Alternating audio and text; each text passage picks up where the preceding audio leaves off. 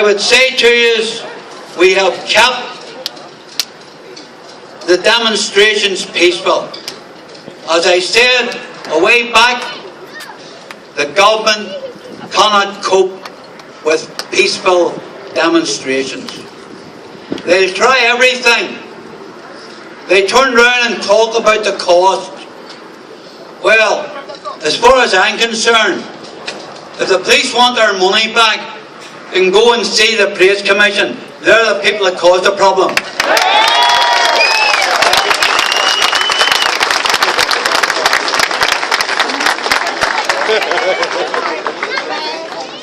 Again, I'll just close on this.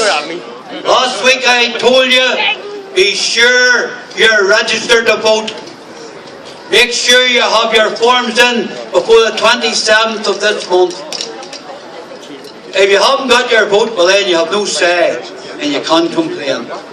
So Brian, make sure your neighbours, yourselves and all your near and dear are registered to vote in the election. Unfortunately, we have let our enemies get this over us through stupidity of our own people.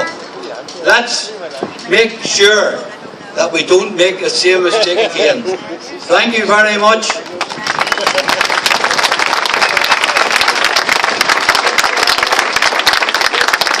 I had a dream. You know the old saying, I have a dream. Well, I had a dream on the 12th of July of this year at Barnes Park, and I said my dream was that all the Unionist parties would unite. Well, we've got there some of the way, and we've been addressed by various Unionist parties, and today we have the Ulster Unionist Party here in the figure of Mark COSGROVE, who will now address the meeting. Thank you very much.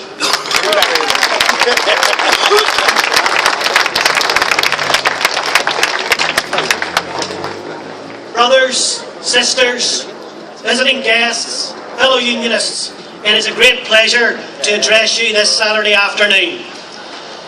And it is in difficult times, testing times and trying times that the Unionist family traditionally comes together as partners in unison, united in a common goal. Whenever our culture, our British way of life, our core values of tolerance, mutual respect and above all fairness are threatened or demeaned, historically we have always pulled together and worked together to ensure the rights and freedoms that our forefathers created for us and in some cases sacrificed their lives for are protected and maintained. The 9th consecutive Saturday here at Woodville, the 65th day at Twiddell, I think the message from the entire Unionist family has been spelt out loud and clear. We haven't gone away, you know, and we're not going away until our bands and our brethren are allowed with dignity and respect to complete the final few minutes of the return 12th of July parade.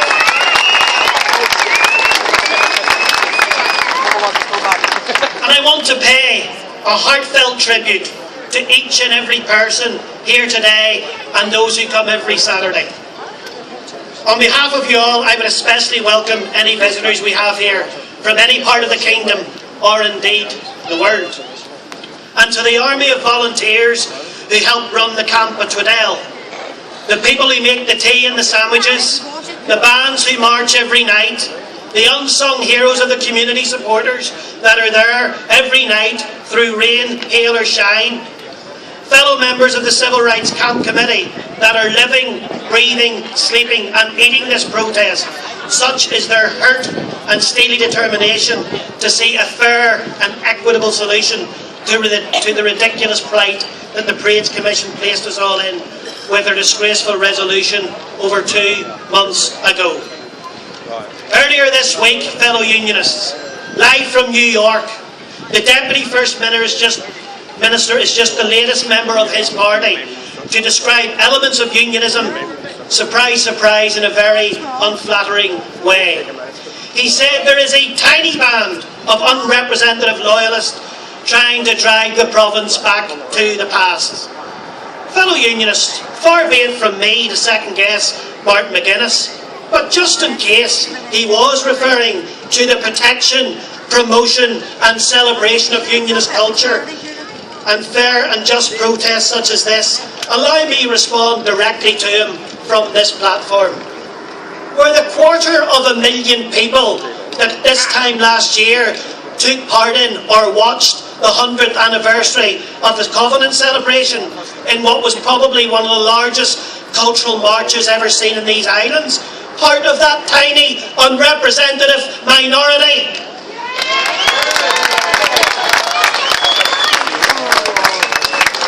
And were the tens of thousands from all over Northern Ireland, from every class and creed, that signed the petition to ensure we will never allow the rewriting of history at the maze, part of that tiny, unrepresentative minority?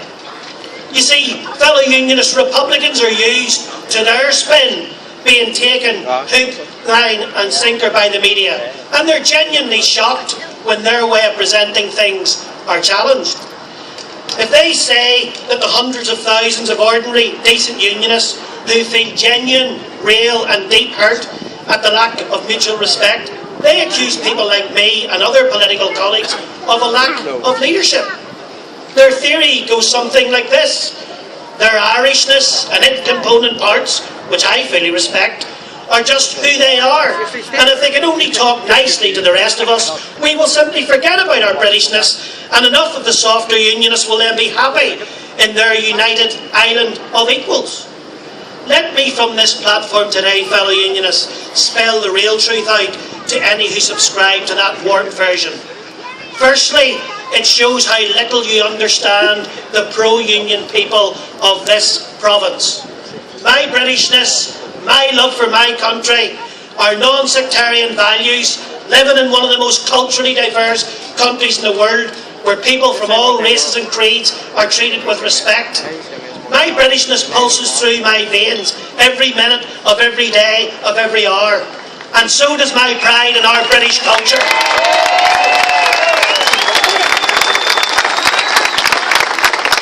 The Orange Order has also been so maligned. Civil and religious liberty for all. How could that, fellow Unionist, possibly threaten anyone? The sash, they say, is a sectarian song. What words in it are sectarian? And I'll tell you this, I am immensely proud to wear the sash my father wore, my grandfather wore, and my great-grandfather wore.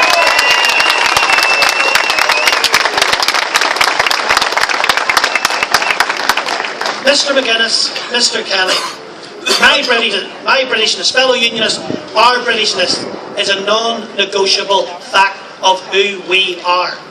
And let me tell you here today, with the biggest lie, leave you here today, with the biggest lie of all that has been allowed to fester, that we are all a load of sectarian bigots. Fellow Unionists, Jerry Kelly or Martin McGuinness leading a campaign against sectarianism is like President Obama putting the Ku Klux Klan in charge of race relations in the southern part of the United States.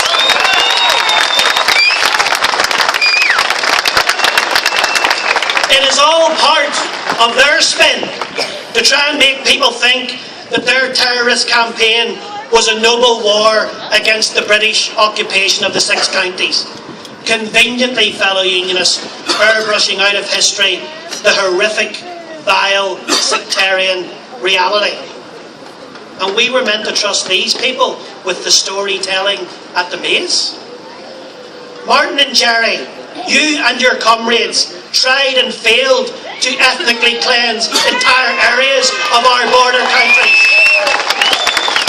The worshippers of Darkley, the massacre at Kingsmill, the workmen at T-Ban, the remembrance service at Enniskillen, not to mention the mass murder of men, women and children at a fish and chip shop not a short distance from this platform today.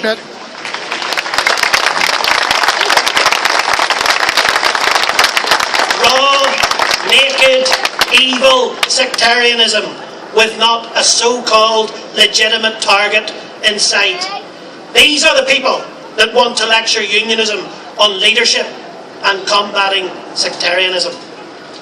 And this dispute that unites us here today highlights why we must not fall for their trap. The enemies of the people of Nationalist Ardoyne are not their neighbours in the Leganee Lodges, the bands, or the people of Glenbryn, Twiddell, Woodvale, or the Crumlin Roads. It is their annual 12th of July rent-a-mob that descends from every part of Northern Ireland. Those people intent on wrecking community relations, murdering the police, and by threat and use of physical force republicanism, stopping any form of British culture. In the very row of shops that Unionist and Nationalist neighbour work together, shop together and live together in complete peace the other 364 days a year. Instead of promoting a existing shared space and creating more shared space, this campaign, disgracefully aided and abetted by a compliant Trades Commission, seeks to sectarianise the genuine and real shared space that is the 300 yards of Ardoyne shops. And I am sure I speak for this entire Unionist family when I say we completely, totally and utterly reject that sectarian narrative.